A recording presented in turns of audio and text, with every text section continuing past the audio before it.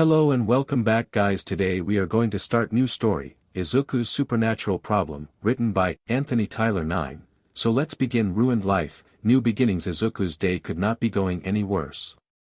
First, he was beaten up at the start of his day, before he even entered the school grounds by his childhood friend Kaken. Then he enters the school and is ruthlessly called names that break down his psyche, and once he gets into his classroom and sits down, he already has some red spider lilies on his desk from his classmates and he gets the unheard message. As he stares at the lilies he hears the voices in his mind from his peers and childhood friend talking to him about his life. Weak Quirkless, reject powerless freak, die. We don't need Quirkless here. Why can't you just leave me be, Deku? That one last word that bothers his mind, Deku. It was the literal bane of his existence as it was given to him by his childhood friend at a very young age. It was at the age of 4 that Izuku had learned the lesson that not many learn until they are either heroes or in high school. Not all men are created equal. But that was my first, and last setback. Until it all came crashing down. An older Izuku said, as we find him walking to school. He had been late again since his bullies had beaten him as soon as he left the safety of his home, and he was now as sad as can be. His home was his literal safe haven. If they came there to beat him up, what stops them from entering his home and beating him there? His mother. She would find out immediately and call the police about it, but even then they don't do anything about it. She really hated it when she was ignored, all because she birthed a child without a quirk. Izuku couldn't understand why most people had wanted him dead, all just because he never had a quirk. Most of the time he was treated as if he never existed, and he liked it that way mostly. But today was just not his day. Finally making it to school after finding a villain fight and the debut of the new pro-heroine lady, he had been writing his notes about her ever since and it set his childhood friend off about it. But before he could voice his hatred about Izuku's mumbling, the teacher enters the room with a stack of papers. Alright class, we all know that you are all excited about today. Now, we really need to talk to you about your future career choices.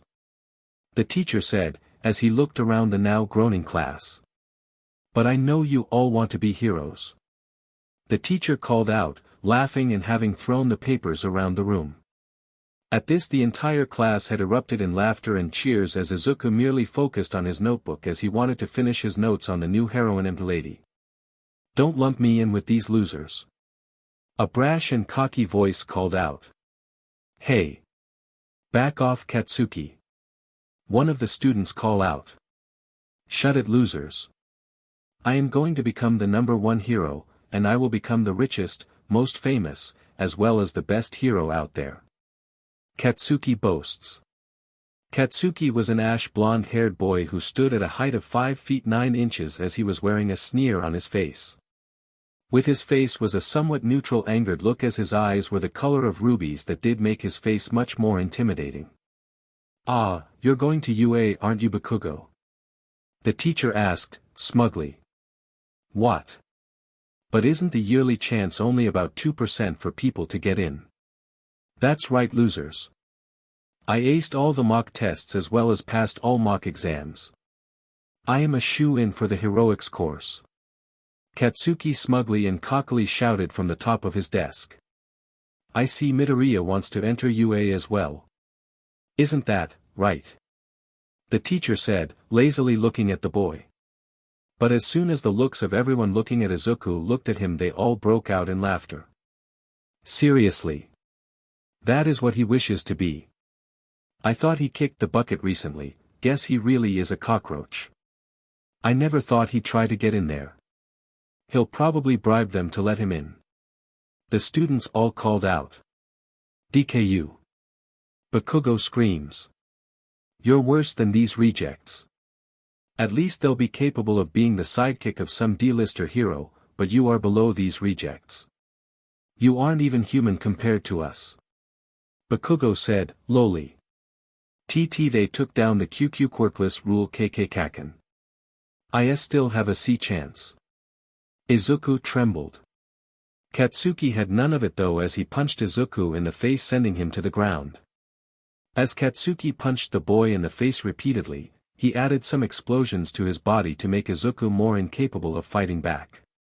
Because as soon as he stood up, Izuku had unfortunately accidentally kicked Katsuki's feet out from under him, causing said boy to fall and smash his face into the ground. Midoriya! How dare you hurt another classmate of yours? The teacher roars. What? Are you serious? Izuku squeaked back. Have something to say, Deku. The teacher asked, angrily. It was just an accident. I swear. Izuku said, completely scared. That's it, for talking back to me as well as your classmate, you are having detention as well as being suspended for a month. The teacher called out. Izuku looked at the teacher in shock, he didn't even do anything wrong. But even Kaken had looked in shock at what the teacher was doing. As he was about to say something, Izuku was called to the principal's office. Can Deku Midoriya please come to the principal's office please? The principal's voice called out. As Izuku gathered his belongings and left the room, he looked at Katsuki as the young man swiped his thumb over his throat that signified a beating to come. Izuku walked towards the principal's office as he was nervously rubbing his fingers on his uniform as he was unaware of what was going to happen. He kept his eyes on his surroundings though, in order to make sure he could defend himself. He had taken to training on his own a little bit so he could fight back somewhat, but never got more than that. So when he entered the room, he was surprised by the appearance of a member of the higher-ups of UA Academy was sitting in the room. Ah! Midoriya is here. Please have a seat, young man. The principal said, sneering.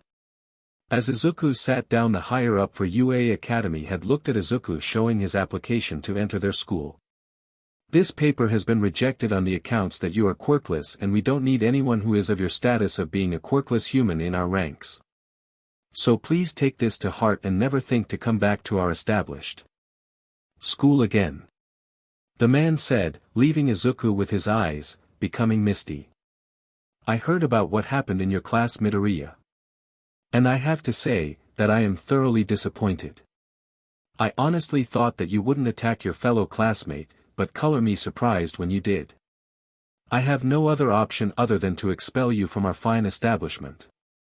The principal said, smirking. What? What are you talking about? I never meant to attack him. It was all just an accident. Izuku tried to defend his action. I don't care for someone who isn't even a human compared to us, for all I care you could become a villain, and nothing would happen to our thoughts about you. You are below those who don't have usable quirks, you aren't even human. I want you out of our school by the end of the day, and that is final. The principal said, kicking Izuku out of his office. Izuku couldn't even believe his eyes, his own school had finally gotten him kicked out of there and now stopped his chances of getting into the school of his dreams. As he was walking out of the school grounds with his head lowered, Katsuki walked up with his goons. Hey DKU! Katsuki yelled, catching up with him. What do you want, Kaken? Izuku asked monotonously. You're still getting that beating from Bakugo for what you did earlier. Long Fingers said. I don't have time for this today. Can you just hurry this up? I need to get home. Izuku said, a little miffed. Your funeral, pal. The other bully said, as all three led Izuku to an alleyway and beat him to high hell. Izuku was fighting back. As he tried to defend himself, but it was too much for him to handle as he was blasted from the back, pierced from the front by Long Fingers, before lifted into the sky a few feet and slammed down to the ground, knocking the air out of him. Meanwhile, deep within the soul of Izuku HRM. What the hell is going on? A deep draconic voice asked, gruffly. He looked around his surroundings as he found himself in a new host. His name was Drake, the heavenly dragon of domination, and he was surprised that his host had awakened him this early. He wasn't supposed to be awoken until they were at least 17 years of age. So imagine his surprise when he looks through the eyes of his host only to find him at the end of a beatdown as he is lying on the ground with a broken femur, as well as a couple broken ribs. What the hell is going on? Why is my host this weak? Why was he getting beaten by those with weird powers? Drake called out from within the soul. Taking a deeper look into his new host's memories to get a feel for this host, he really wanted one who wasn't as perverted as his previous one. That was a real nightmare, as they were all about melons as well as buttes, and he was called the Ape Dragon as well as the Shirishira Yudai or But Dragon Emperor. So when he looked over his new host's life as well as memories, he found it to be rather tame, until he got to the age of 4. That is when everything went to absolute SHT, and he wasn't happy with how his host was treated during this time frame. Not to mention how his host started to train his body before completely disregarding it for the increase to his mind. It wasn't a bad idea to increase your mind's power, but it was in the supernatural, so he really needed to get his new host to get stronger. But the more he looked over his host's life as well as how his host was treated, he really hated how humanity treated others that didn't have a quirk or had useless ones. I can't believe that my new host is more of a pacifist than a fighter but will fight to protect others. Not only that, he has bottled up so much rage and anger that he doesn't even get angry anymore. It is only a matter of time before he snaps, and it will be a glorious moment if it is against the White One. Albion will rue the day he angers my host. I will see to it that he is strong enough to mollywop Albion's new host. Drake said, laughing maniacally. Izuku managed to finally get up off the ground as he walked over to where his home supposedly was. He didn't realize it, but he was hearing someone laughing in his head, and it was at first concerning, but he thought it was his inner thoughts trying to get him to commit to the idea that was given to him before Kaken left. A few minutes earlier. That is what you get for attacking me in class, Deku. Katsuki said. HRNG, Izuku grunted as he turned to his back against the wall. He watched as Katsuki walked over to him and placed his hand on Izuku's shoulder. Don't enter UA, otherwise, this will happen. Katsuki said, as he blasted Izuku's shoulder with his quirk. As Izuku grunted in pain as the blast broke his shoulder, he stared at Katsuki with an expression that showed that the young man in front of him won. I can't go to UA anymore. Izuku said, quietly. What was that? Katsuki asked, genuinely confused. They rejected my offer, even though they took away the rule of people like me taking their tests. They rejected me for something I couldn't even control. Izuku said, without stuttering. From the look on his face, he was done with life, and just wanted his day to end, so Katsuki, being the kind friend that he was, gave Izuku some advice. Well, since you can't go there, how about you do everyone a favor and jump off the roof and pray you get a quirk in your next life? At least then you might get a quirk. Katsuki called out, laughing as he left Izuku against the wall. Present Izuku was walking under an underpass when he heard the manhole behind him blast up and smack him in the back.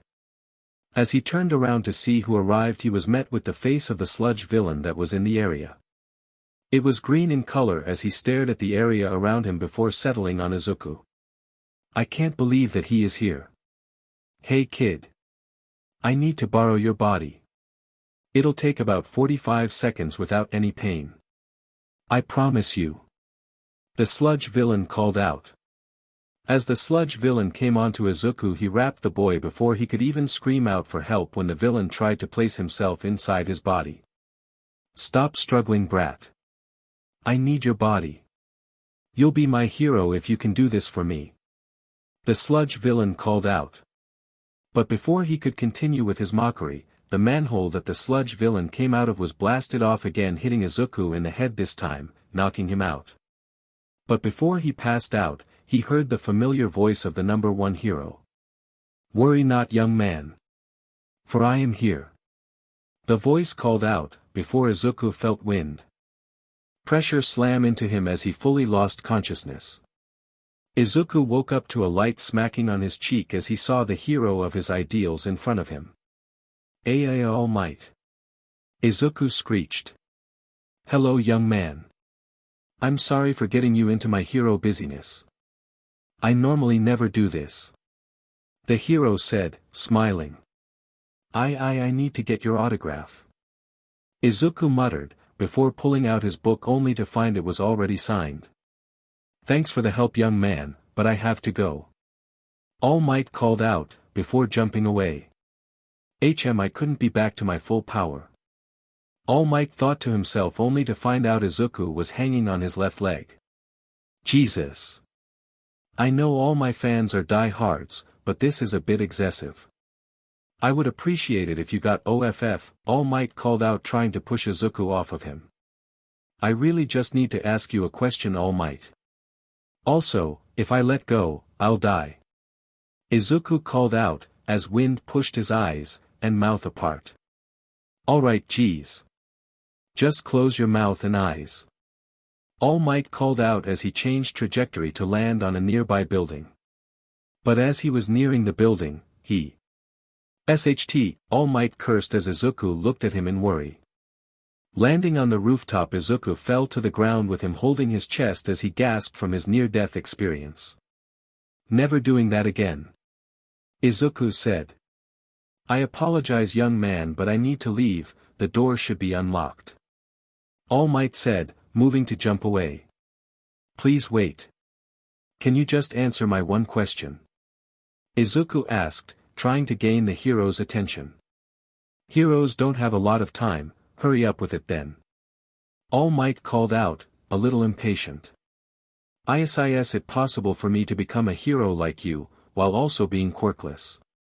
Izuku asked, looking away from the hero with some shyness. Quirkless? All Might asked, concerned. Ever since I was a boy, I had watched you grow to becoming the #1 hero of Japan. And since then I had been inspired to become a hero like you, but ever since I was announced quirkless, everyone teased me as well as bullied me for not being like them. And nobody ever believed in me, in the fact that if I had just tried I could become one with hard work. So, can I become a hero without a quirk? Can I become a hero like you? Izuku asked, only to be met with All Might not being so almighty, and more of a small might. What? Who are you? And what did you do to All Might? Izuku shouted. I can assure you that I am All Might. The emaciated man said. Something that had Izuku give the man some water as well as a handkerchief. Thank you, young man, but in terms of your question. No. I should think not.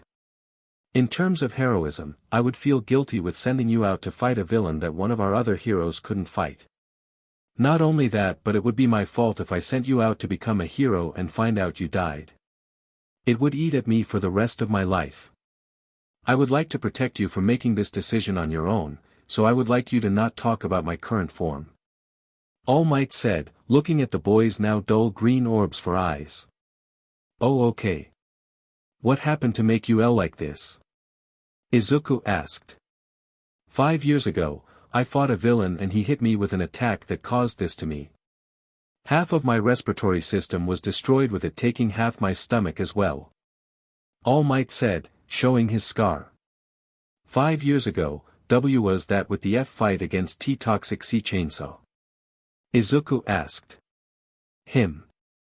He would never be capable of hitting me. He only got those hits in because he was lucky.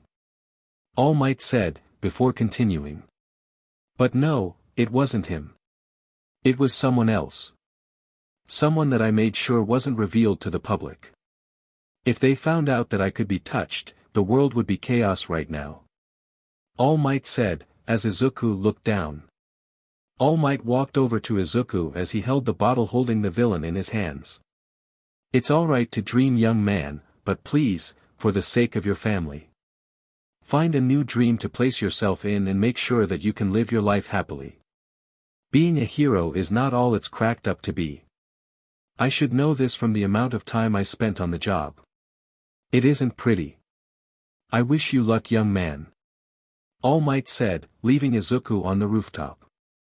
Izuku looked around as he noticed that he was really alone on the rooftop. He couldn't fault the man for breaking his dreams like he did, he was only watching out for him. But Izuku couldn't help but not like him as much anymore. I need to remove some of my All Might merchandise, I need to take his words to heart. I'll never become a hero. Izuku said, now openly crying. Is it wrong to dream? At least give me a lie so I know that some kind of false pretense of a dream could still live within me. Izuku cried as he moved towards the door. Walking down the stairs, Izuku walked around the area only to find that his best friend was walking around the area and set his eyes on Izuku. Not wanting to talk to the boy, Izuku started to run off, before he was stopped by a local hero. "What's wrong, young man?" the hero asked. "I just want to head home," Izuku said, trying to leave the area. "What are you doing, Deku?" Katsuki called out, running towards them. The hero looked at the boy with a weird look as Katsuki looked at the hero before speaking. "He's quirkless, and he's my responsibility. I will take care of this. He's going to become a future villain after all," Katsuki said. "Young man, what is he talking about?" the hero asked Izuku. "What? I wouldn't ever become a villain. I was just walking home to avoid him," Izuku said, pointing at Katsuki. "Well, I need proof of him being a villain, young man," the hero asked Katsuki as he told the hero about Izuku's notebooks. And as this was happening, Izuku snuck away in order to get out of there before things could get worse. Arriving home, he needed to get his mother to have them all leave the town and go somewhere else. If the heroes look for him, they will need to find him and fast. Thankfully he looks really plain looking and they don't have a good look of what he looks like. Arriving home, he finds his mother looking at the television with a fearful look on her face as Izuku walked in. He saw that the heroes were already searching for him as she asked him a singular question. "Izuku, sweetie. What are they talking about?" Inko asked. Izuku explained to her what Katsuki told the hero as he was on his way home that day, and Inko realized the implications of how this was going to go. If they were searching for her son, then they will be looking for him as he is looking into his notebooks that Katsuki had been talking about. So she came to the only conclusion she could, as she told him about her wish to leave the city where people just hated them. "Izuku, pack your things, we're going to leave all of civilization behind as we move to a small town near the center of Japan," Inko said, as Izuku immediately thought of the worst-case scenario. "Are you going to abandon my two?" Izuku asked, concerned. "No, Izuku, we are leaving this hero-filled society behind as we will live in the countryside and move to a little town called Kuoh. I know that you will miss Katsuki very much, but you need to get away from that boy. He is nothing but a bully towards you and I can't stand here and watch as he pushes you to suicide as he becomes a hero," Inko said, already packing her things. The small family collect their belongings as they get into her car and head out, leaving most of his All Might merchandise behind in the home. They make their way to the freeway as they make their journey towards their new start of life. As they were driving, Izuku felt like he was emotionally as well as physically exhausted with his day as he decided to take a nap in the car. While Inko paid attention to the road, she never noticed the red glow from her son's left hand as it pulsed to his own heartbeat. Inside the sacred gear, Izuku noticed that he was in an ethereal white plane of existence as he looked in both directions. He realized that he was all alone here and immediately called out for his mother since he was never in this situation. Mom. WWH, where are you?"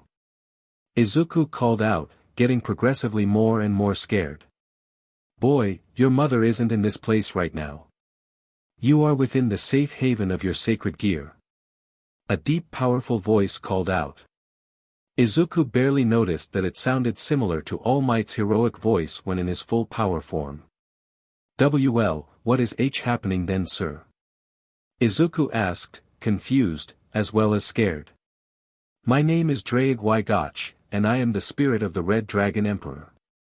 Bow before my almighty power," Drake called out, revealing his full form to the boy.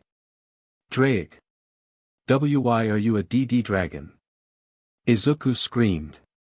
"Because, young Midoriya. I am the Red Dragon of Domination. One of the twin sky heavenly dragons. You are my host for the time being until you either die of old age or die during battle against the White One," Drake called out. So this isn't the work of a QQ quirk?" Izuku asked, curiously stuttering. "No, this is not the power of a quirk. I came here to introduce myself and tell you that your life is about to get a whole lot more interesting. Drake called out, but Izuku felt something else was coming. Welcome Izuku Midoriya to the world of the supernatural. Drake called out, smirking at his new host. Arrival to Kuoh Town. Izuku met a devil. Izuku woke up with a start, as he saw his mother was shaking him softly. Izuku, we're here. Inko said, as she smiled at her son. Izuku looked around the place as he saw the small town that looked utterly appealing to him as he saw the small park in the middle of the town as well as the homes near the suburbs of the town. Not to mention the school at the top of the hill nearby as Inko drove there immediately to get her son registered for the new year for high school. As they made it to the outer gates of the school, they were stopped by a young woman who appeared to be in their first year of high school. Who are you? The woman asked. She had violet-colored eyes and wore glasses over them to make herself look smarter as well as protect others from seeing her true eyes. My name is Inko Midoriya, and my son is here to apply to your school. I was hoping that he could join it. Inko asked, curious. We are going to become co-ed within the year, so you will need to wait until the 13th of December in order to take the entrance exams. The woman said. What's your name? Inko asked. My name is Sauna Shirtorai, and I am the vice president of the student council club. And what is your name, sir? Sauna asked, curiously. My name is Izuku Midoriya. Izuku introduced himself and he could swear he could hear laughing coming from his head. Well Midoriya, I welcome you and your mother to the town of Kuoh, and I certainly hope that you are more than capable of joining our school in the next year. Sauna said, smiling. Izuku smiled back although it was nervously. He never really knew why, but he was really cautious with this woman and really didn't want to stay nearby her as he looked to his mother giving her a look asking to find their new home. Inko saw his look as she nodded at his silent question and looked towards the Sauna person. Well, thank you for your hospitality, me and my son need to find our new home. I hope that he doesn't cause you all some kind of trouble when he starts school here. Inko said, smiling. Don't worry, we take the students' time here seriously so that nothing bad happens. Should he not be capable of interacting with the girls here without being perverted, okay? Sauna said, as she watched the duo leave the school. He seems like he's hiding something. I need to keep an eye on him. Sauna thought to herself walking back to her class. Izuku and Inko entered their new home that they had gotten for a great price for Inko's credit. It was a small home where there was 3 bedrooms, 1 MSTR, 2 kid rooms, as well as 2 bathrooms. The MSTR was for his mother, while one of the smaller rooms were for Izuku and if he has any friends coming over for the day should he make any new friends. As they finished cleaning the house as well as made sure that it was insect-free, they walked around the town as they wanted to get a feel for the town. It was a small town that held very kind people that never knew them in terms of quirks as well as personality. Izuku had noticed that there was a young man who hung out with a boy with glasses over his eyes as well as a bald man who were having a very emotional talk about something about a HRM. Izuku immediately left the area with his mother as they explored the town with the people looking at the new arrivals. Mom, is there a reason why people are looking at us? Izuku asked, a little scared of all the attention. We're new here, so they are looking at us because we are new to the area. I hope they are nice. Inko said, smiling. They both continued through the town as Inko found a place where she could work while Izuku went to school, and she was told to come in for the job within the week. They even found a school where Izuku could go to until he reached high school, and Izuku was going to be studying for when he entered the school. Little did the duo know, that Izuku and his mother were being watched by a white-haired girl as well as a black-haired woman who stared at both of them with either neutrality or anger. Izuku and his mother entered their home as they were preparing for them soon-to-be busy week as Izuku walked over to his mother as he looked her in the eyes. Izuku. Izuku, is there something wrong? Inko asked. Mom, I can hear a weird voice in my head. He laughs from time to time, but he seems like he wants to tell us something. Izuku said, looking at her. Inko looked at her son like he grew a second head, but she then thought that it might be him slowly but surely gaining a quirk, so she allowed him to summon whoever it was who might be his quirk. Imagine her surprise when she seen a red gauntlet appears on his hand as a voice entered the room demanding respect as well as honor. "Hello Mrs. Midoriya, I am Draig Gotch, and I am the heavenly red dragon of domination. One of the most powerful beings in the world. Your son has just entered the world of the supernatural." Draig called out. Inko looked at her son with a weird look, before looking at the weird gauntlet as she decides to open her mouth. "Supernatural. Izuku, are you sure you're alright in the head? I know that not having a quirk made you incredibly sad, and me not believing in you made it worse, but I didn't think that you'd be insane." Inko said, monotonously. "I can assure you Inko Midoriya, that this is not a joke. I am a real being that existed in the world, and I will not take kindly to my host being disrespected." Draig called out. How do you know my name?" Inko asked, incredulously. "Mom, he saw my memories. And that is how he knows your name. But he really needs to inform you about our life now since I am a part of the supernatural world he is talking about. Please just hear him out." Izuku said, staring her in the eyes. Inko, not having anything else to say, just nodded as she motioned for Draig to continue. "My power is that of domination, and your son will be gaining power at an astronomical rate if he trains to get stronger. I know that it isn't my decision to make your son's life change, but the powers of the factions out there will be sure to seek him out to either kill him or have him join their faction." Draig informed.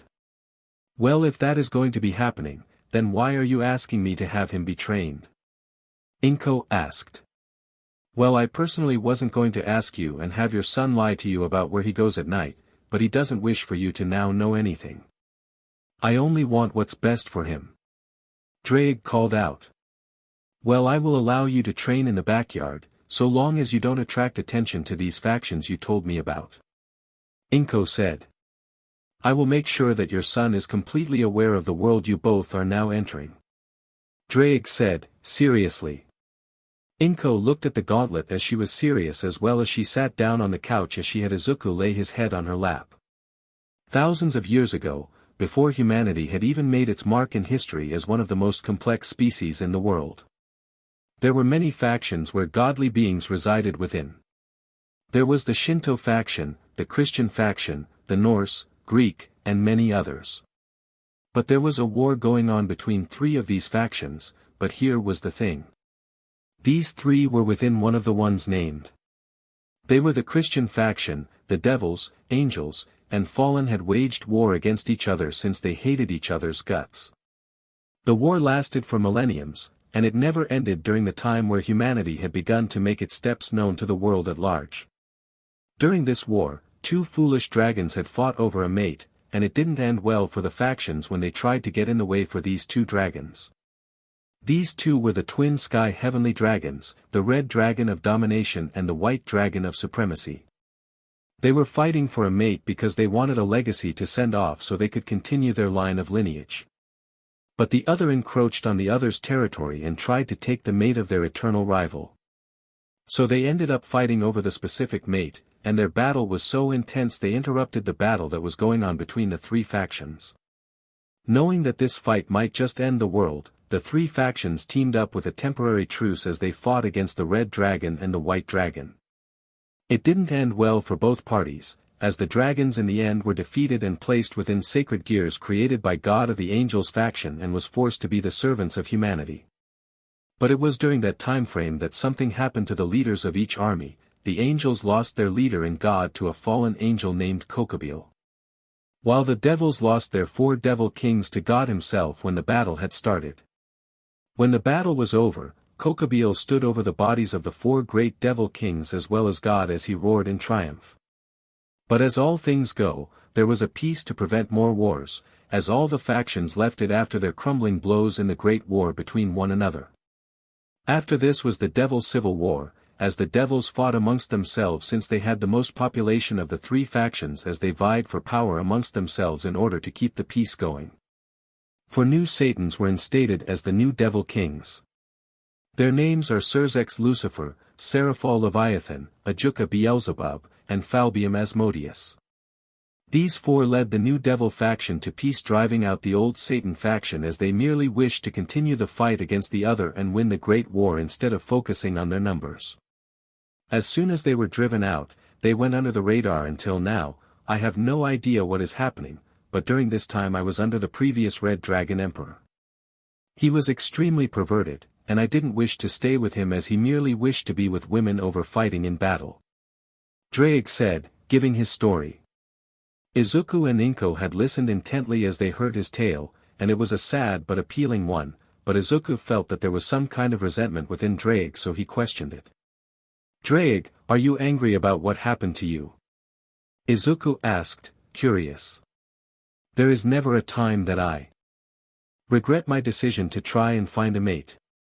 But I will never think that I will regret defending my mate from my natural enemy. Drake said, smiling inside. Izuku looked to his mother as she was looking back at him.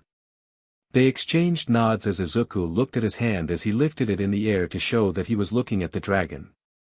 Drake, there is nothing more that I wish than to free you from your prison. I think that you were within your right to defend your mate, and that you are getting punished for defending yourself wasn't the right thing to do. So I will become strong enough to make sure that you can be freed from your prison, brother. Izuku said, smiling at the gauntlet. I will call you brother when you release me from this thing. But thanks for the sentimentality. Drake said, as he was smirking maniacally. Izuku would go to sleep that night. As he was changing his clothes, he noticed something odd about his body. When did I get this fit? I don't remember becoming like this. Izuku mumbled as he looked at himself in the mirror. Consider this an upgrade from when you got beaten by that ash blonde butt. I needed a host that will survive this world, and you will become more draconic the longer you wield the sacred gear. Drake said. Izuku would go to sleep that night as he trained inside the sacred gear in order to manage to keep the power he could get from it. By the way, partner, the woman you met at Kuoh Academy was actually a devil. Drake said, causing the boy to wake up immediately as he was sweating up a storm.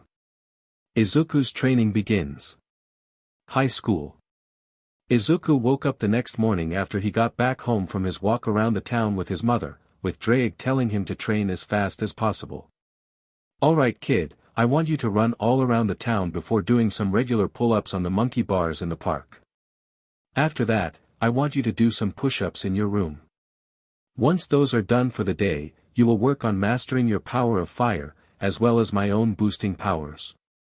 You need to be capable of entering your balance breaker by the end of the year. Drake said, from within the gear. Drake, you should become an exercise coach. Izuku said, getting his shoes on. Why do you say that? The dragon asked, curiously.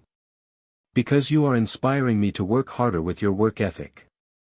Izuku said, exiting the house as his mother made breakfast.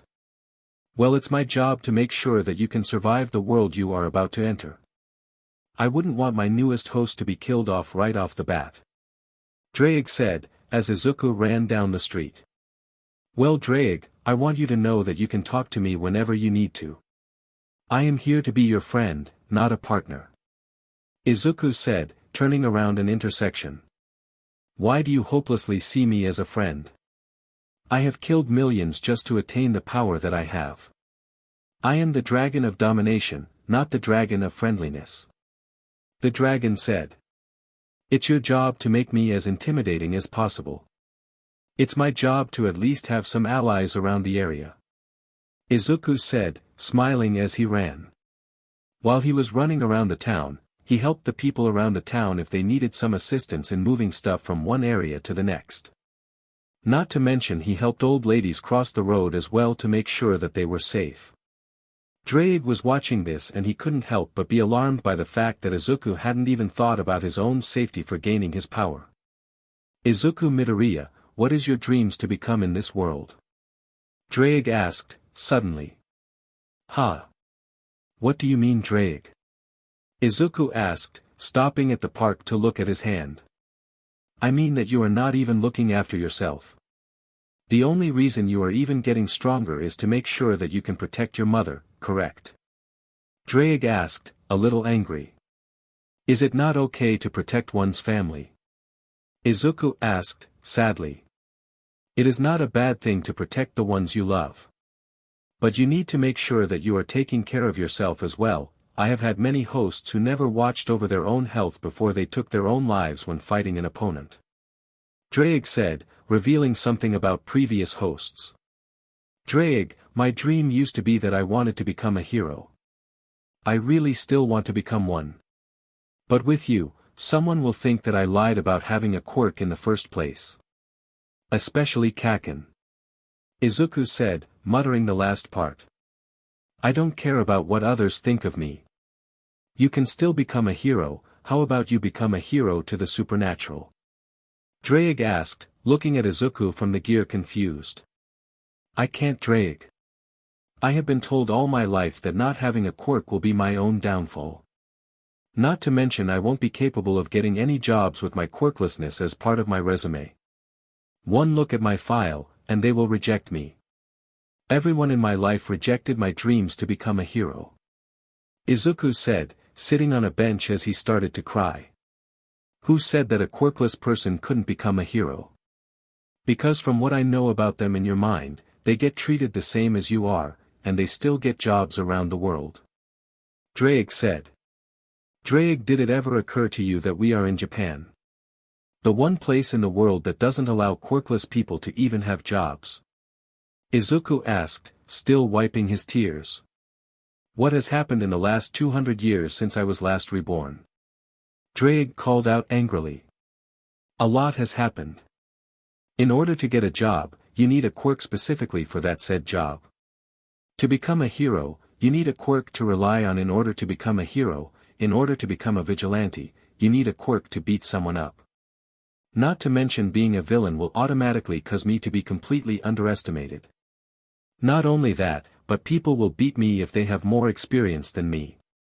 No amount of planning will ever get me far in this world. I am just born a useless, worthless human being. And even then, I am treated like I am an animal that needs to be put down. Everyone treats me like I am just not even human and wishes death upon me. I sometimes even think it myself. Izuku said, looking at the sky. Well, let's get away from this kind of thinking.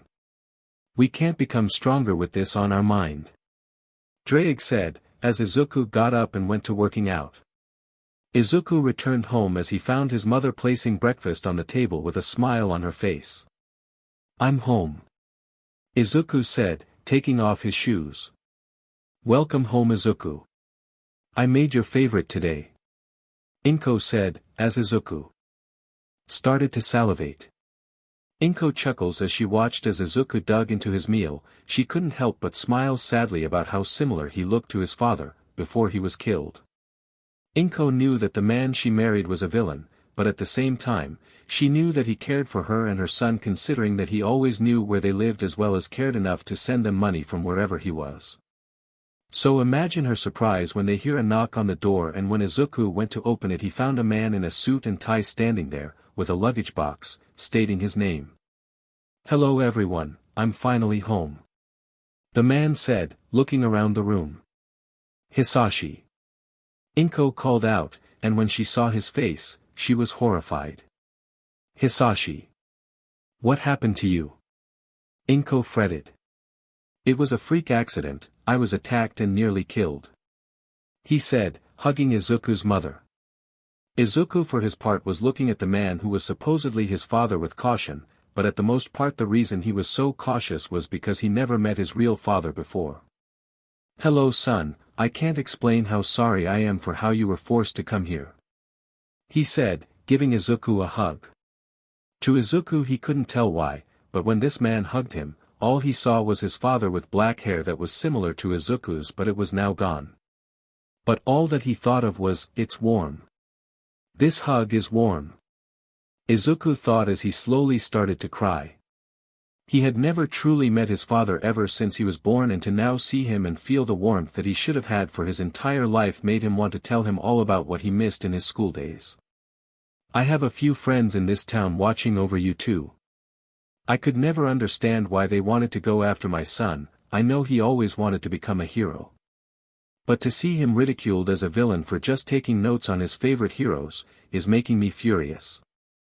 Hisashi said as he pulled his son into his arms. For Drake, seeing this 7-foot-tall man hugging his host, it made him think that Izuku was a baby Drake in the arms of their parents. Because as soon as Izuku was picked up, almost instinctively he curled his legs to his chest as his father chuckled. You always did that whenever I picked you up. Hisashi said, smiling at his son with a happy and fond smile. WWH, where were you? Izuku asked, crying in his father's arms. I have been recovering from a wound given to me by All Might. Hisashi said, frowning. All Might nearly killed you. Inko called out. Izuku was now confused. Why would All Might go after his father? Was he a villain? A vigilante? Why would All Might G go after you? Izuku asked, clearing his tears. His father had sat down with Izuku sitting on his lap now, as his father cleared as much tears as he could from Izuku's eyes. My son, I hope you don't hate me for what I am about to say. I am the villain from the boogeyman stories your mother told you as a child. I am All for One. I am the antithesis of your idol. He is holding the quirk I have so long desired in order to make my brother finally rest. But with him holding the quirk, he has been forcing my brother to never rest until I have been either killed or defeated. All for One said. As Izuku looked at his father, he could only think of one thing to say. If you're a villain, does that mean that Mom was one in the past as well? Izuku asked, a little scared. No, your mother was never a villain. In fact, she was a hero in her past, but retired due to her being pregnant with you. All for One said, smiling. What? How was she capable of being a hero? Izuku asked, curious. I was the telekinetic heroine, Psychos. Inko said, blushing. Over time her ability to use her quirk in the way she needed to continue her time as a heroine was declining, so she retired once she became aware of her pregnancy with you. All for One said, smirking. I will have you know, old man, that I was pregnant with Izuku for over a year. How does that even happen? Inko complained. Well, in order to make sure you both are safe, I have made my new base in this town in order to protect you both. I hope that you will be fine with me staying with you both. All for One said. Sure thing, I need a father figure in my life, Dad. Izuku said, blushing. Alright, now in order to understand what is going to be happening, Drake, you might want to make your presence known. All for One said, causing Izuku and Inko to be surprised by his knowledge of the supernatural. Dad, how do you know Drake? Izuku asked, concerned. He knows me because I was in him as my previous host. He was the best user of my quirk before All Might came along. Not only was he immortal, but he was the strongest host I ever had in my time as being a sacred gear. Drake called out. Wait, but my dad is still alive. How are you and me then? Izuku asked, confused even more. I gave him to you, my son. All for One said. What? How does that even work? Izuku asked. I placed some of my soul in you. It is how you got your love of quirks to be noted down in notebooks. With my soul in you, so did Drake's soul move to yours. Since you were part of me, my son, I could successfully move my soul back while simultaneously keeping Drake inside you. Hisashi said. I will think about all this later. Can we hang out today? Inko said, looking at her husband and son. I don't see why not. Izuku and Hisashi say at the same time. Looking at one another, they found something else they have in common. Spending time with Inko was one of their greatest pastimes. Izuku was walking towards the school that he submitted his online application to, Kuoh Academy. It was the only high school in the area that was close to his home, and Izuku wasn't complaining about it. He was near the school's yard when he was approached by one of the clubs there, the Kendo Club. Who are you, and why are you entering the premises? A pink-haired girl yelled at him. Moving back, he pulled out his application that was approved for him to enter the school. I got this application for the school here approved. This school is being co-ed and I was one of the males accepted right away. Izuku said, looking away from the girls. Since they were in their kendo uniforms, their melons were showing a little from the small peaks of their yukatas. Nodding in confirmation about the paper, a brown-haired girl gives him the paper back. It's true, he was one of the people who were joining this school. I have only one more question for you, Izuku Midoriya. The brown-haired girl said, staring into his eyes. Why yes. Izuku asked. Why are you in this school anyway? She asked, staring into his admittedly adorable round emerald eyes. There's no other high school in the area inside Kuoh. So this was the only place left. I wouldn't wish to leave this town anyway. Izuku said, looking sad. Looking into his eyes after pulling his face to look into the eyes, the girl stared for at least a minute as Izuku was panicking in her hold. Alright, I believe you. But you better not peek on the girls when they're changing. She said, angrily. Izuku nodded his head and ran off towards the school, but leaving behind a notebook that he was writing in on his way there. Huh? The girl asked, curiously picking up the notebook. Opening it up, she saw the entries in there as she saw many quirks that were written down as well as the drawings of each hero as well as villain inside. Wow, he has some talent in terms of drawing skills. But he could have made him ladies' melons a bit bigger. They are at least cup D in size. The brown-haired girl said. What are you reading? The pink-haired girl asked. It seems our newest male student entering our school has accidentally left his notebook. We should return it later, he probably will want it back. The girl said. Well, Murayama, we need to head to class. The pink-haired girl said. Alright Kates, let's go. We will need to practice our moves later on anyway. Maybe we can get him to join our club here. Murayama said, walking away. Izuku was having a dilemma, he really wanted to just disappear into the ground and never return to the world. He was introduced into the classroom as he was told to inform the class about his quirk status as well as his hobbies. After saying his hobbies and not his quirk, he went to his chair as everyone had been talking to one another about why he didn't mention his quirk. Because now as the class was about to start, many people were asking him what his quirk was, and he didn't know if he had it in him to take any more abuse from others. Please just stop asking. Izuku muttered. As this was heard by the other girls, they immediately went to learn more about him as well as see if they could get him to slip up in showing his quirk or if he didn't have one at all. Based on his actions in class though, they all thought of him as the cinnamon roll type of character in their homeroom. But as the day went on, Izuku couldn't understand why people were all about learning what each other's quirks were. But it all came to a head when someone blurted out that he might be quirkless, and that was why he didn't want to talk about it.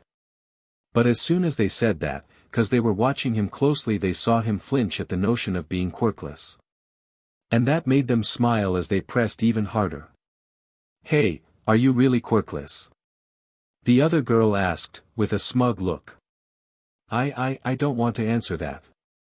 Izuku said, looking back at his coursework. But before he could say anything more to deny the claim, the girl laughed. Geez, didn't think that there was any quirkless left in this day and age. But here you are. Are you a born quirkless or were you so useless that your quirk abandoned you? The smug girl asked, smiling. Izuku, not giving her any reaction as well as a retort, just continued his work. It was now known that Izuku was quirkless and managed to get into the school. And here is where it would begin once again. He would get bullied by others and he wouldn't get to have a great childhood. As Izuku tried to hide within his arms, the girls around him soon became like demons in his classroom as his breath started to pick up. But as soon as it did pick up, he immediately beat the panic attack down. He wouldn't show weakness here in front of so many women, they already hate him now. He doesn't need to show them something else to pick on him for.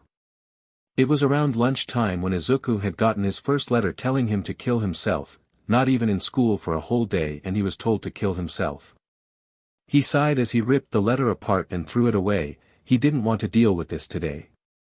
He sat under a tree in the courtyard as he was getting ready to pull out his notebook, only to find it missing. I could have sworn that it was in there. Izuku mumbled as he searched his backpack. Hey Quirkless. A girl called out. Izuku looking up found a girl with a very good figure looking at him as he stared up at her in confusion. Why aren't you looking at me? She asked, since his eyes were looking away. Why your skirt? Izuku said, moving his head in a direction away from the girl. Last thing he needed was that he was a pervert on the list of things people could say about him. The girl then got a smug look on her face as she then leaned down towards Izuku's face before she spoke. Well, I didn't tell you to look there, did I? The girl questioned. I didn't mean to look, it was the wind that moved your skirt. I promised TT that I didn't look there. Izuku stuttered, uselessly before sighing. The girl perplexed about his behavior immediately sat down next to him, making him uncomfortable. So, you didn't mean to look there. What are you, a man or a beach? The girl asked, as Izuku looked at her in confusion. Why are you sitting next to me? Aren't I supposed to be beaten up or something? Izuku asked. I can do that if you want. She suggested, as Izuku looked away. I would rather not. Izuku muttered. What did you say? Peasant. She asked, angrily. I would rather and not be beaten up. Izuku said, shivering. Well then, I don't care. The girl said, as she pulled out a bat and knocked him out with one swing. Trigger warning bullying abuse. As soon as Izuku's eyes saw darkness, she watched as he fell to the ground in front of himself. She then swung the bat onto his back as well as legs in order to make her pain to him known. That is for taking all the attention from me. Slam. That was for making me look embarrassed. Slam. And this slam is for making me look like an idiot for talking to you. As Izuku tried to get up from the ground, he felt like his left leg was extremely hurt to the point he couldn't lift it. What happened? Why is my left leg hurting? Izuku asked, before seeing the girl who was standing there with the bat stared at him like he was ridiculous. Wow, I really knocked you senseless. I gave you a little amnesia. She said happily. Swinging again, Izuku immediately caught the weapon, causing the girl's face to darken. Izuku looked at her with true fear as he was not sure whether or not to be afraid of her or the entire gender of women completely. Not wanting to think about it more, he tossed the weapon away before limping towards the nurse's office. Trigger warning over. Izuku entered the office only to find that the nurse wouldn't even take care of him as well. So he left the room looking like he just came out of a fight and was barely able to stand. He couldn't do anything about the rest of his day since he couldn't really feel anything in his head, but out of all the things he could think of, the worst part. What the hell happened? Sona's fury. Sona was many things, but surprised was not one of them. She had never thought that one of the girls would openly attack a defenseless young man who didn't do anything to garner any kind of attention except for the fact that he didn't have what others did. A quirk. Has society fallen to the point that they only care for those who have quirks? Does his mother even care for him because of his status without a quirk? These questions need to be answered as she walked over to the nurse's office in order to find out what the hell happened.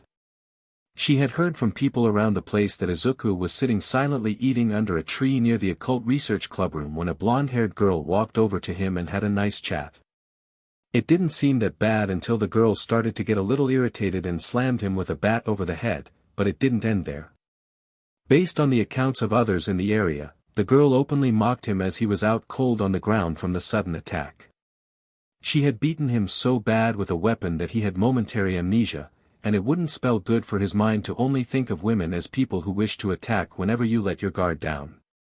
Not only that, but the very same girl had begun spreading rumors about him being a perverted beast that would attack you when you were most vulnerable, and that couldn't be further than the truth.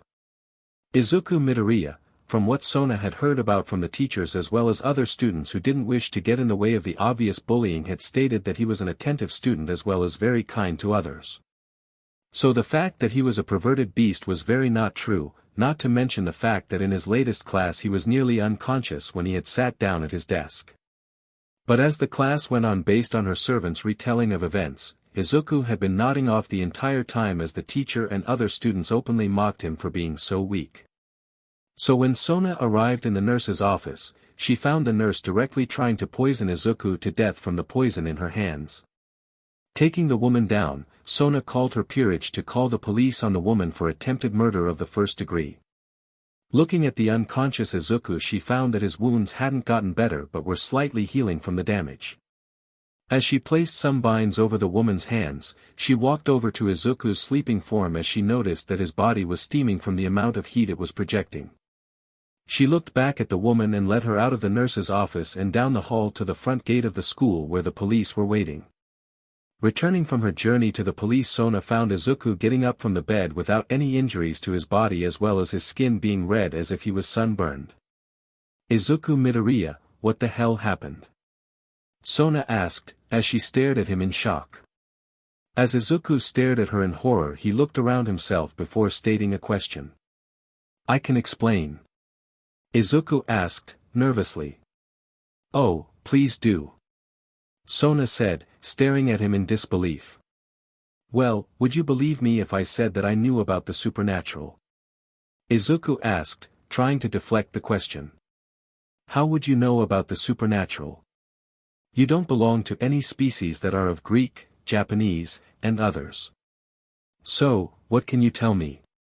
Sona asked, curiously. "Well, I guess it's because I have a dragon inside my head," Izuku said, as a question. "What kind of dragon?" Sona asked, curious.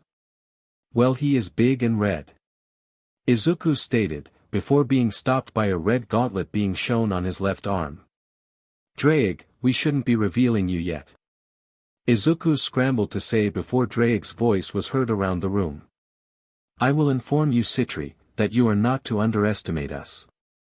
We are the Red Dragon Emperor, and we will allow you know about us and the fact that I have been training him to become strong enough to protect his mother," Draig said, doubting Sona's ability to understand. "I see. Well, if you wish to continue your time here training without Rias knowing about you, then you will need to stay under the radar.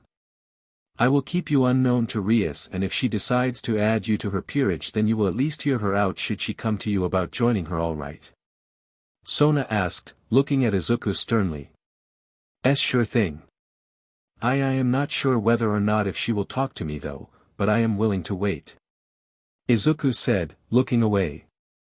"I will talk to you later, but I will need to know about how you activated your sacred gear," Sona said, as she sat down next to Izuku. They went on about how their lives went before coming to Kuoh. Before Izuku had to leave for home, he couldn't even get home late because of his mother's worry about his actions at school. Arriving home from his long day of school, Izuku never heard about the fact that Sona went out on a rage against the students of her school. As Izuku entered his home, he found his mother at the dinner table crying as she was holding a letter for her, and her body was shaking very badly. As Izuku dropped his bag on the floor, he ran over to his mother to make sure that she was all right. "Mom. Are you okay? What happened? Where's Dad?"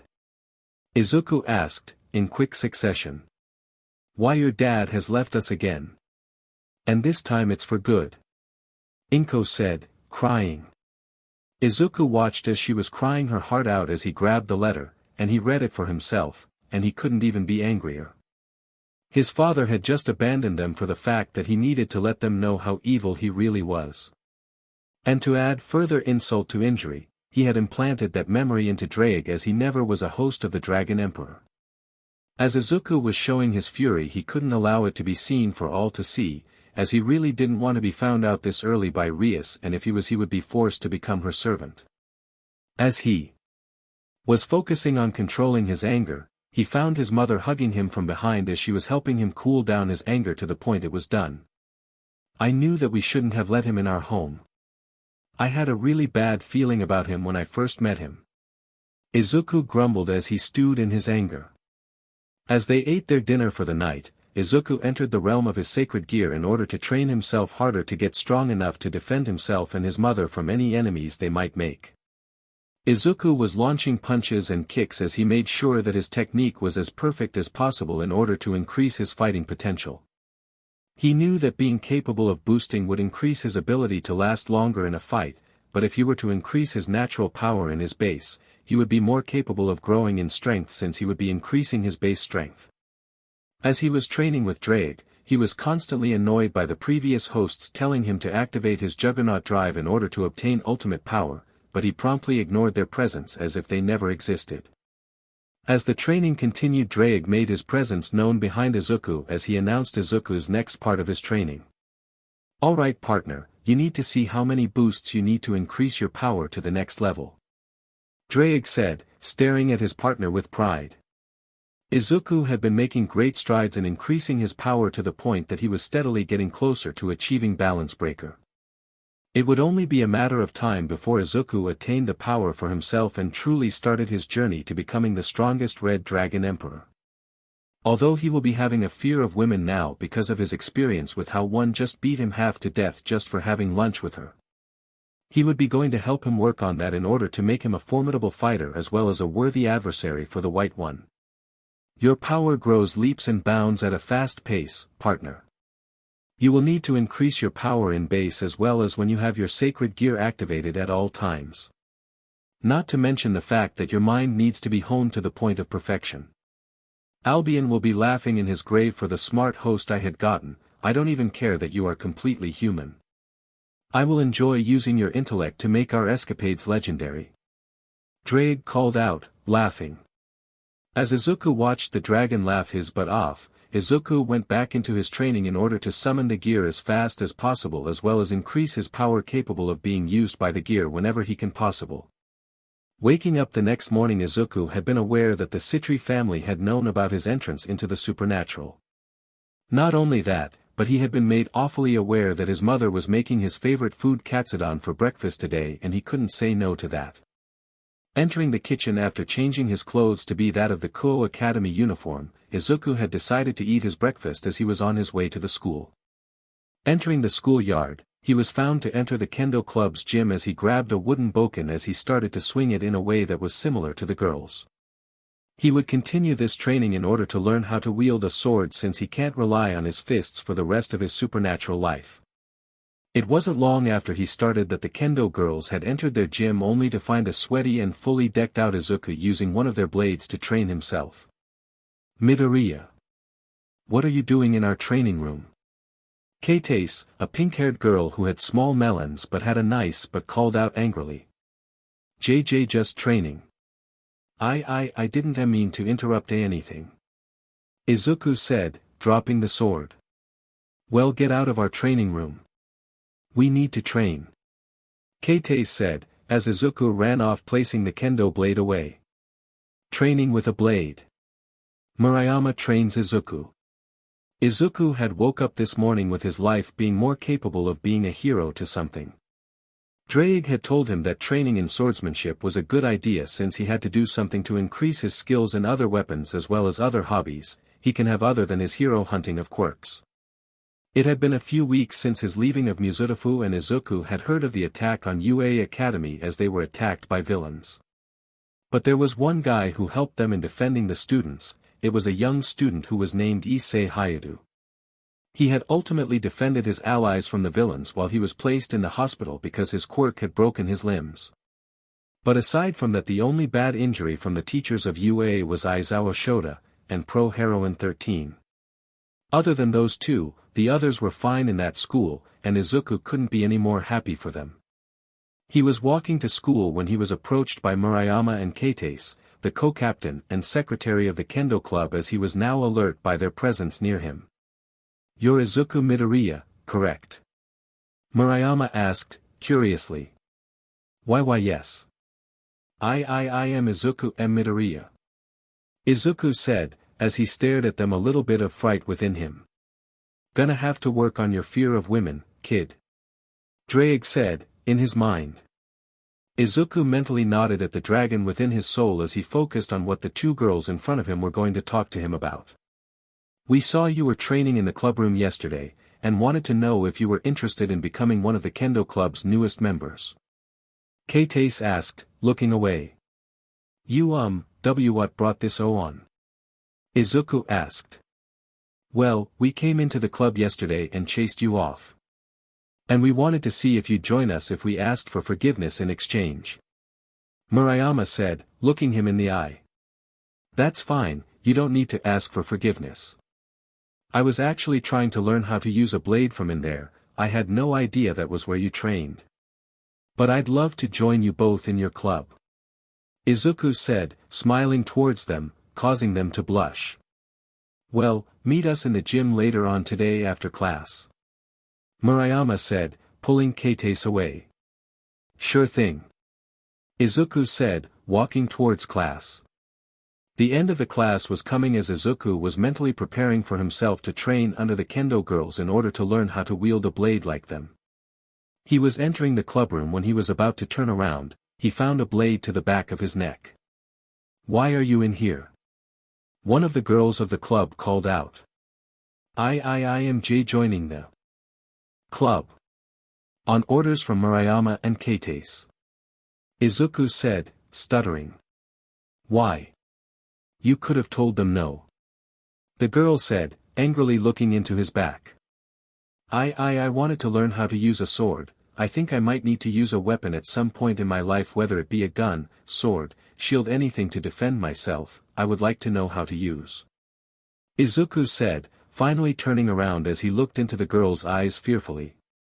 Leaning in closer, the girl stared into his eyes, knowing that a boy would only lie to get in here with such a farce of an excuse, but didn't find any. So you want to learn how to use a blade? She asked, a little more docile than before. Why yes, if you'll have me learn. Izuku said, looking away from the girl. Well, you'd need to gain a uniform for the Kendo Club since you're joining based on the information Murayama and Katsuki saying that you can join. Follow me. The girl said, leading him to a locker room that was empty. As they entered the room, Izuku sat down on the bench in front of a locker as the girl from before had stood in front of him with his Kendo uniform.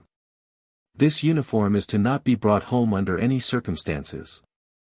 Other than that, you are free to learn the blade of Kendo here from the co-captain and myself as well as the other girls. Make sure to let me know if you wish to leave at any point in time. The girl said, getting ready to walk away. Wait. Izuku called out. What? The girl asked, annoyed already. What's your name? Izuku asked. The girl smirked at him as he finally noticed that she never introduced herself to him in the time that she got to know him. My name is Osami Takosha, and I am the captain of the Kendo Club. She said, introducing herself, before leaving. As Izuku now learned the Kendo Club captain's name, he got his gear on as he walked into the Kendo Club training room as he moved closer to the group, while making himself the outlier. Alright everyone, we have a new recruit being welcomed into the Kendo Club. I know that there are rumors about him being a pervert, but from what I have seen he is nothing of the sort, so treat him how you wish to be treated and nothing bad will happen. Osami said, smiling at the girls. As the girls looked around for their new arrival, they only found Izuku wearing their uniform, which was designed for the male populace of the school should they decide to join. And they couldn't lie, he looked good wearing their uniform since he was perfectly fitting the uniform as it was tight against his body. See, can't you get something that is a little bit bigger? Izuku whined, he was stretching the uniform a little since he wasn't used to the attention he was getting. What are you talking about? We got your measurements, and this is what we got back. Osami said, smirking at Izuku. These may be my exact measurements, but I would rather not show my physique off so flauntingly. I feel like I'm being objectified. Izuku said, pouting. Well, this was all they could do at the moment. When I get the time, I will ask them to change the size to one a bit bigger, alright. Murayama said, looking at Izuku with him giving her a sad nod. Alright girls, we are to show our new recruit how the cookie crumbles, as I always say. Show him how to use the blade and then show him how to fight with one. Osami said, motivating the girls. As Izuku was being trained by the girls as they smacked him in the back with their wooden blades whenever he got a form wrong, Osami Murayama and Katase were all sitting on the bleachers talking to one another as they watched Izuku's training by the girls. So what do you girls think of him? Osami asked, curiously. We found him training here yesterday, and he was extremely scared of us when we called him out on it. Murayama said, sadly. What do you mean by that? Osami asked, a little angry. He seems to have a slight to dangerous fear of women. Based on one of our classmates who attacked him during lunch a few weeks ago. It was Sona who helped him in his time of need when he was found with bruises as well as a bleeding head in class. Katase said, as she watched as Izuku mimicked the other girls' forms. Another slap to the back and Murayama began to speak about him. He really isn't a pervert from what I've seen, he is a quirkless boy in this world just trying to survive in it. Nobody was his friend, and now that he is getting some kind of attention that wasn't from his mother, is worrying me. Murayama said, watching as Izuku was noticeably flinching whenever a girl was about to yell at him. I can see what you mean, he was bullied relentlessly in the past school, Osami started. Or he is naturally meek towards others and the girl's fear was beaten into him just a few weeks ago. Katase finished. Although it was Murayama who had the best option out of both of them that nailed the coffin for Izuku. Maybe it was a bit of both. He was really meek towards the others in the school, even the guys that showed up here. That perverted duo really tried to get him to join them as a trio. But if he was both bullied as well as meek in the past. Murayama gets ready to start. Then we have our work cut out for us if we wish for him to open up to us about his past. Everyone here is a girl with us is like family, and with him here it's like he is the little brother in a family of Wani-sans. Katase said. I just hope that he can get better at his forms since it seems like he will need some one-on-one training with us. Murayama said, watching as Izuku was slapped on the back sending him to the ground. I think the girls are being too HRD on him. Osami said, walking down. Murayama and Katase on the other hand stayed where they were as they watched as Izuku was getting up while holding his back in pain. He really needs to get over his fear of women, if someone decides to take him on with his weakness to girls. Katase said, as she stared at Murayama. He won't stand a chance at living. Murayama finished, unknowingly sealing their fate in the HRM that Izuku will gain in the future. The end of the day approached as Izuku was cleaning himself up from the day of training with the kendo girls that day. He was really thankful for their help, even though the other girls may have hit him a little too HRD on the back to form some new bruises adding to his already tantalizing amount. Sigh, I just wish that Kaken never attacked me like that mentally. Izuku sighed, as he took his shower. As he was getting ready to get out of the shower, he never heard someone entering the room and sitting in the chair next to his shower. He walked out of the shower with his towel over his shoulder thinking that no one was inside the room, and he went to his locker unaware that a girl was watching him change in front of them. After getting his shirt on he then started to hear the mumblings of a girl in heat as he froze in place before turning around only to come face to face with a girl with brown hair and glasses over her violet-colored eyes. She had a small pair of melons that worked well with her slightly wide hips as she stared into his eyes as Izuku Jr. rose at attention. Murayama and Katase had been watching the fight with great interest since Kiba was a swordsman and had been challenging Izuku, their novice kendo student, to a battle. And it was also surprising that Izuku stood over Kiba as he was giving the aura of an impossible opponent to defeat. As the girls stared in shock as Kiba did the same, Izuku then became a blushing mess as he, unlike Kiba, was now completely naked as he ran off screaming. As he ran past Murayama and Katase, both girls felt the world slow down to slow motion as they looked down at Izuku's PP as they found something standing at attention and was very large in size. As time seemed to speed back up, they became a blushing mess as Izuku made his way back into the locker rooms. They didn't expect Kiba to begin laughing as he stood back up from his position from the ground. I never knew that he was that skilled with a blade. Kiba said, as both girls were looking at him with curiosity. What do you mean? Katase asked, confused. He used an aura to make himself look more intimidating, but not only did he intimidate me completely, but he placed himself in a disadvantageous position by placing his stance so close to the ground. It was a great battle, even though it was ended in a single attack. I wonder what he names the attack. Kiba asked, as he looked at the girls. If you are referring to that aura as well as dragon-like attack, then he calls it a stoic art. Flame breathing, Rengoku. Murayama said, smirking. Does he have any other attack names? Kiba asks. He has this attack name where he calls it Flame Tiger, as well as Blazing Universe, Unknowing Fire, Rising Scorching Sun, Blooming Flame Undulation. Those are the attack names he made. But I know he got that from the anime Demon Slayer or known as Kimetsu no Yaiba. Kate said, chuckling. Well, at least I know what to look out for in the future. Well, I need to talk to Bucho in order to get her some time to get to talk to him soon. She has been watching him for a while. Kiba said, before Murayama stood in his way. He will be staying in our club, Kiba. He is our clubmate, not yours. Murayama said. Don't worry, he won't be stolen from you. Bucho just wanted to talk to him, nothing more, nothing less.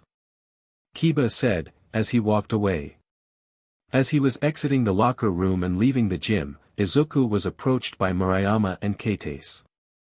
Hey, you seem to be very embarrassed. Murayama said, smirking. I am sorry about being naked in front of the whole school. Izuku mumbled, as Kate merely rubbed his head.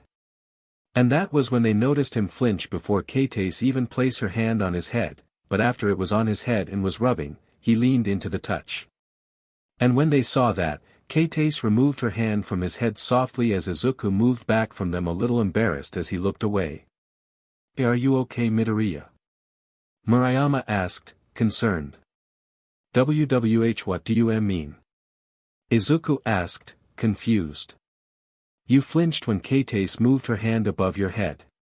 Is your home life safe? Murayama asked, concerned.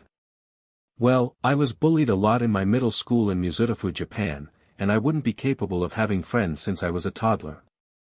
Izuku mumbles, as he gets ready to bolt. Well, make sure that you get some kind of therapy. Kate said, worried. As Izuku left the kendo clubroom, he made his way back to the school to prepare for the last bit of school. When he was about to enter the new school building, he was approached by a small girl with white hair. You're Midoriya, right? The girl asked. Why, yes. Izuku asked. Well, Bucho wishes to speak with you. The girl said, as Izuku followed the girl to the old school building. As he entered the building, he found himself getting intimidated at the fact that he was surrounded by simple haunted aesthetic as he was being slowly creeped out. Well, we're here. Just sit on the couch and talk with Bucho. The girl said, as she walked away. Izuku knocked on the door, and once he received a come in, he entered the room and was immediately hit with the sound of a shower being heard. As Izuku sat at the couch, he was immediately approached by a woman who had black hair and violet-colored eyes. Hello there, how are you today? She asked, placing some tea down. Fine, just wondering why I was needed. Izuku said, looking away. It was here that the leader of the club had entered the room, and she had been wearing a soaking wet uniform that showed her bountiful melons that bounced with each and every movement. Izuku watched the girl enter the room, and when he noticed the movement of the girl's chest, he looked away out of the want of not being labeled a pervert. Welcome to our clubroom, I was hoping that you'd join us after this conversation.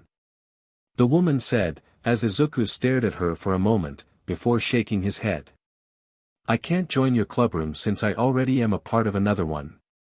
Izuku said, looking away. Well, that's CKS. But that doesn't mean that I can't get you to join. The redhead said, smirking at him seductively. I am sorry, but am I here to be seduced or not, because if I am just going to leave. Izuku said, sighing. Sorry, just teasing you. Well, what do you know about the supernatural? The girl asked, as Izuku stared at her. Well, I know enough to know about the fact that both of you are a part of it. You are of the Gremory clan of devils, and I am not sure about her. Izuku said, looking at the black-haired woman. Well, my name is Akino, and I am a part of the devil faction as well. I am Ria's servant as her queen. Akino said, smiling. Well, I guess that I can leave now. I wouldn't wish to keep you both distracted with how your third years. Izuku said, getting up and leaving the room. You sensed it, Akino? Rias asked, curious. Yes, I felt the presence of a dragon. Not only that, but it was very similar to Draig, the Welsh dragon of domination. Akino said, smirking. Well, we need to get him on our side as well as get him to help me with my problem. Ria said, as she stared out the window to Izuku running to the new school building. Izuku vs Kaneko, Rook vs Nightly Red Dragon. Izuku was in school once again. It was a great time there as well. Everyone had lowered their thoughts about him being a really bad pervert on the likes of the perverted duo. But overall, he was training with the kendo girls and getting his swordsmanship better than ever before. He also was told by Draig earlier that morning to increase his range of weapons, and he asked them if they had some bows and arrows that he can utilize his training on. When asked why he wanted to learn how to use a bow and arrow, he stated that it was just to increase his versatility. When they showed him where the materials were done, he had made sure to learn from the directions as well as he learned as fast as possible. He really wanted to get as strong as possible in order to unlock his balance breaker from Draig's power in order to really start getting stronger. So during the few weeks that had passed, he had trained harder than usual. That was getting the kendo girls a little worried about how much training he was doing in order to get stronger.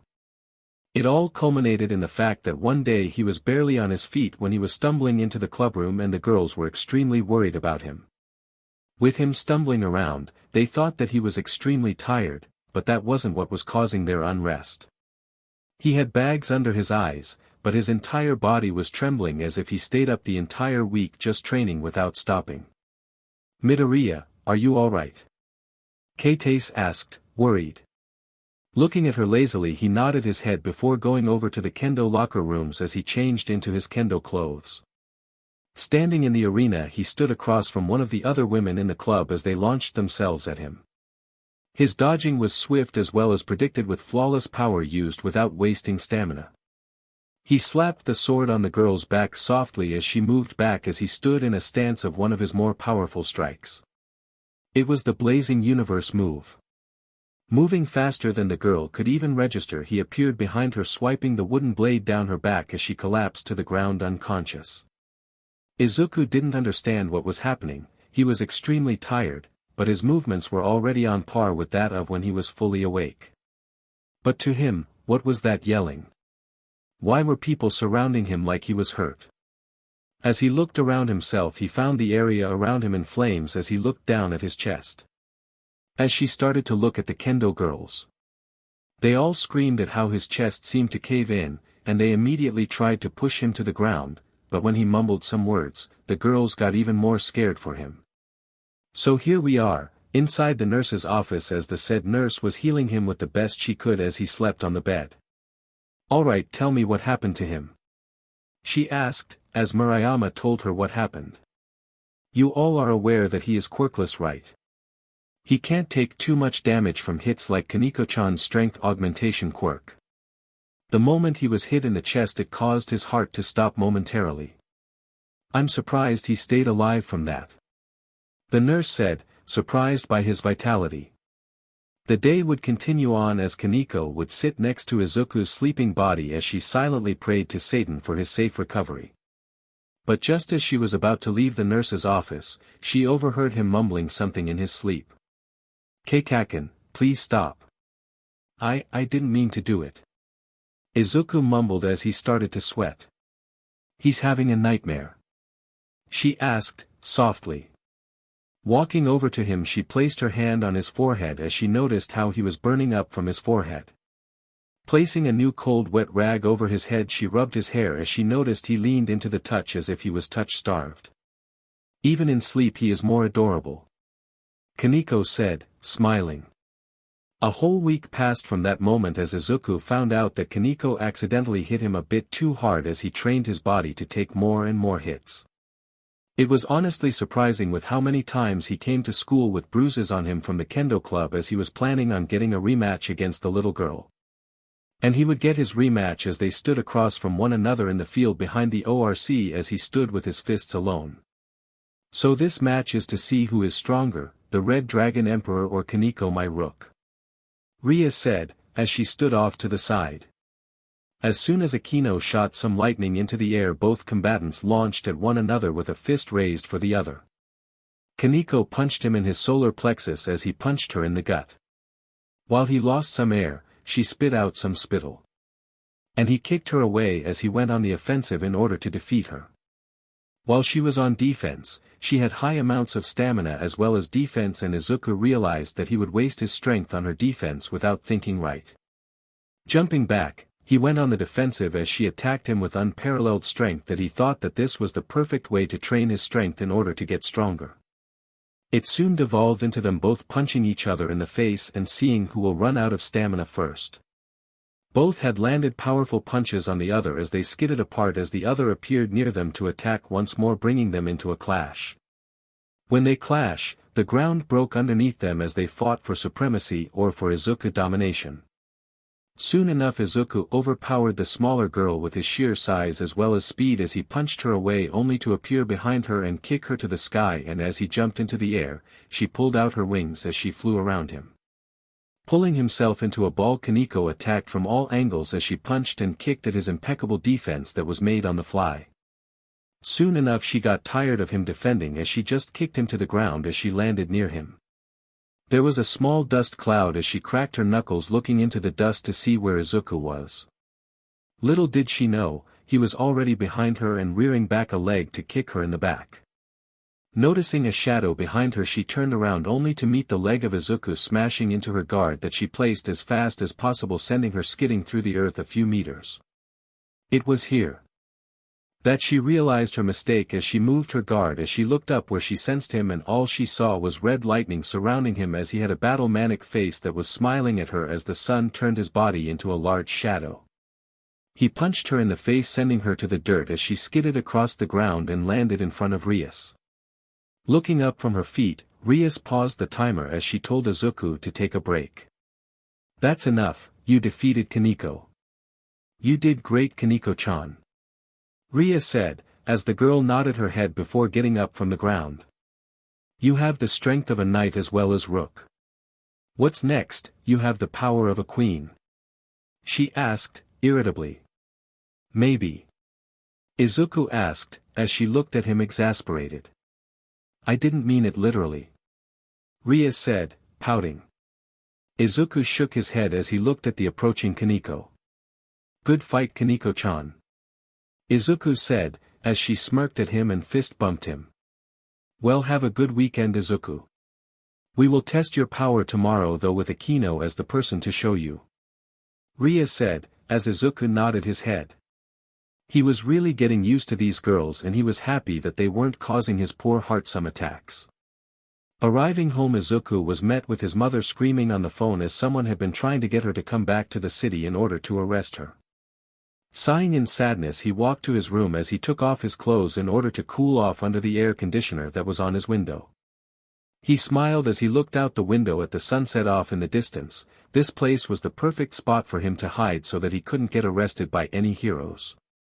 He loved it since he was making new friends. He didn't wish to be a hero anymore as that dream was destroyed when Katsuki had taken his friendship too far with him to even care about him anymore, and hours later being declined the chance to become a hero by All Might himself. He really needed to think of another job to have when he moved out of his home, because he couldn't think about leaving his mother all alone at the moment. So heading to sleep, he thought about what he should dream about now in terms of a dream job. Little did he know that he was being watched by someone from a great distance away from his location. So he is this generation's Red Dragon Emperor. This will be interesting, the unknown said, smiling happily. Akino strikes. Izuku believes that he has devil problems.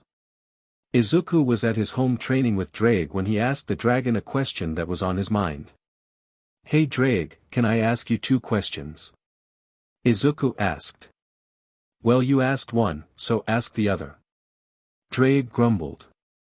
Well, what would happen if I sacrificed one of my limbs to you? Izuku asked, curiously. That is a bad question, partner. You don't want me to do that, since that will have me take one of your human limbs and replace them with a dragon's.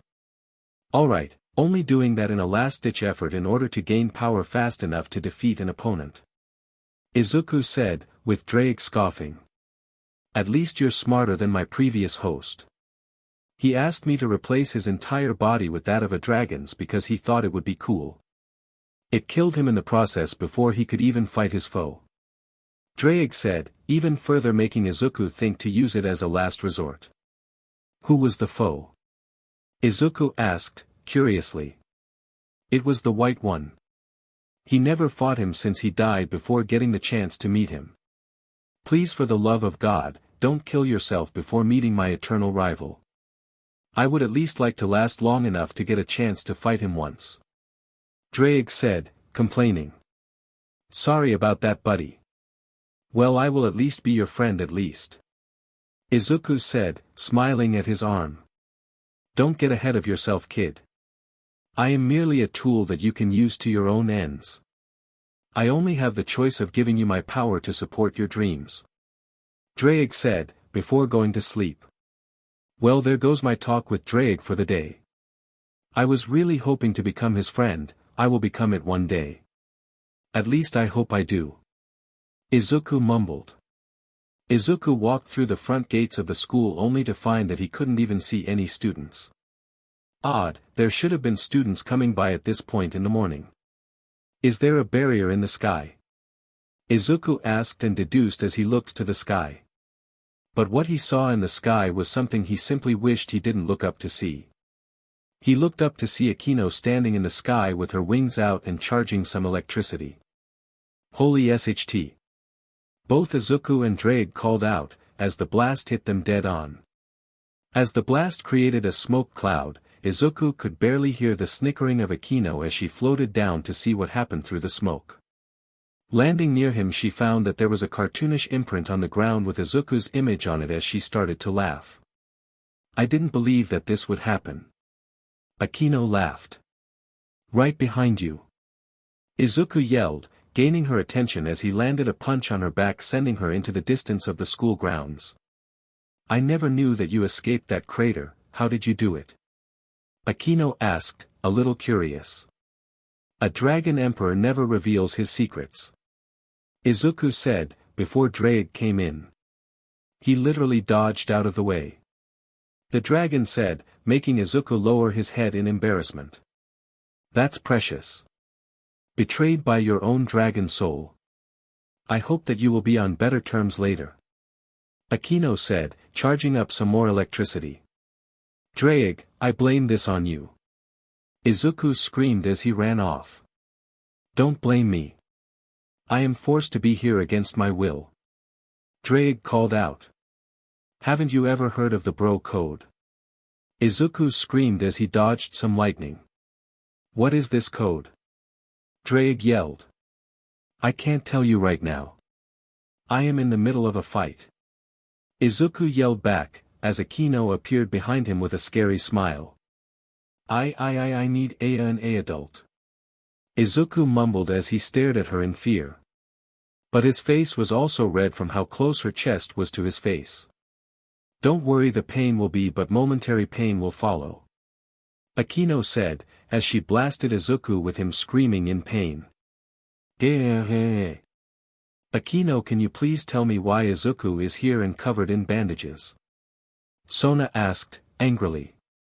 I attacked him to see if his situational awareness is good enough, but you can see what happened. She said, happily. Keep this woman away from me. She attacked me while I was on my way to school. Izuku screamed as he hid behind Tsubasa. The entire room chuckled at his fear of Akino as said woman chuckled at his fear as well. Well, someone needs to make sure that you're on your toes every day. Akino said. I have Drake for that. I don't need my fear of women getting stronger. Izuku said, moving closer and closer to the door. You are aware that you're hiding behind a woman, right? Sona asked, with a smirk on her face. Izuku asked, looking up at Tsubasa's eyes, before becoming red in the face. Sorry. Izuku squeaked as he left the student council room. Akino, can you please tell me why you would attack Izuku knowing his fear of women? Sona asked. Rias had sent me out to see how well he could fight, and he did well against me to last as long as he did. Were it anyone else they would have died. He has some serious pain tolerance if I had to say anything. Akino said, smiling. Well, that can be chalked up to his previous life as a quirkless individual in Musutafu. Sona said, causing the Nadeshiko woman to look at her curiously. What happened to him to make him move here? Akino asked. He was framed for something that he never did. And is now being searched for all over the world. Sona said, angrily. Well, what did he exactly do? Akino asked. He merely existed in the presence of his old friend Katsuki Bakugo. Sona said, placing a file down. Katsuki Bakugo quirk explosion. It says here that he wishes to be a hero, but it says nothing about bullying nor attacking other students. Akino said, looking concerned. This boy is the reason why Izuku is afraid of every single person he comes across. He bullied him physically to the point that explosions as well as lightning strikes don't work that well on his body as it acclimated enough to handle the power of the attack. Then there is the fact that the very same boy as well as his peers had mentally abused him to the point that he doesn't even value his own life. Not to mention that Izuku's idol All Might told him that a quirkless hero will never be something that could happen because of the fact that quirks are so powerful it would be literally impossible to defeat a quirked user without one. Sona said. I'm beginning to think that there is a but in there. Akino said. But from what I saw from his notebooks about heroes and villains, he very well could have become a quirkless hero who works as a quirk counselor at Yui in the daytime, while being a quirkless underground hero at night. Give him the mind of Nizu as well as the physical prowess of Aizawa Shota, otherwise known as Eraserhead, and Izuku would have become one of the most unstoppable quirkless heroes of all time. Sona said, revealing Izuku's hero analysis notebook. Akino picked it up and read it as she noticed that all these notes were completely accurate of certain heroes as well as other classmates in their classes of this school. And you said that he could have been the first ever quirkless hero with these notes. Akino said, looking worried. Yes, I know about what you're thinking about as well. He could have become a dash, Sona said, before Akino finished. Villain. If he broke his mind before coming here, he could have used this place as his base of operations, and we wouldn't have been none the wiser to his plans of revenge. Akino said, which made her silently glad that their generation's Red Dragon Emperor wasn't a villain through and through. And a pure boy who just wanted to be acknowledged for the skills he has and to attain his unattainable dream of being a quirkless hero. But now that his image has been tarnished, he can't become what he so wished to become for his entire life. Rias really will want him after hearing about all of this. It seems like he is still hurting for what this Katsuki Bakugo did to him. Akino thought to herself. Izuku was on his way home when he noticed a presence following him home, so stopping near the corner of an alleyway he hid so he could find out who was following him. As soon as the person appeared around the corner, Izuku clotheslined him as he saw that it was just Kaneko tailing him. Oh my gosh. I am so sorry, Kaneko-chan. Izuku said, as Kaneko was helped from the ground. Don't worry about that. How did you know I was following you? She asked, as Izuku walked with her to his home. I felt a presence following behind me as I ran and hid back here. Izuku said, as Kaneko nodded her head. Well, that was a good idea, since I would have had to continue following you on foot. But make sure to keep an eye on the sky in case a fallen angel decided to get the jump on you.